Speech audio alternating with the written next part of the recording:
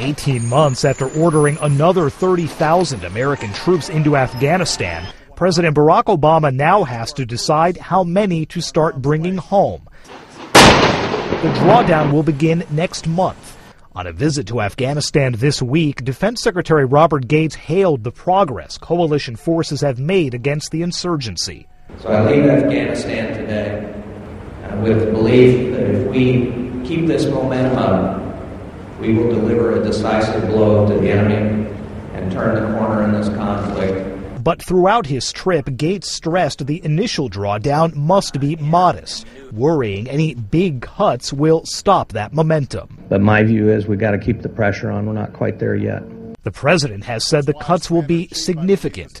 The question now is whether their differences are simply semantic or strategic. Again, it depends on how you define what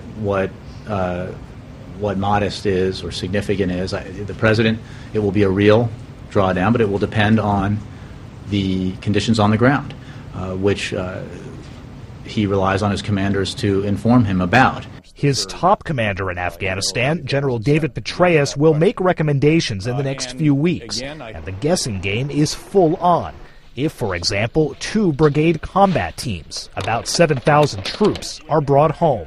That's a significant number, but it's still modest when you consider that there are 98,000 going on, 100,000 troops there.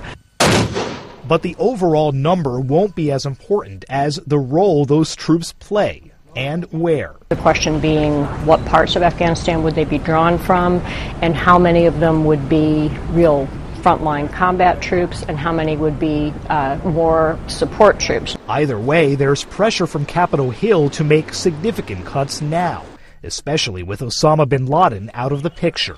The White House says it's putting more focus on 2014, when NATO has pledged to turn over the security mission to the Afghans themselves. Sagar Meghani, Associated Press, Washington.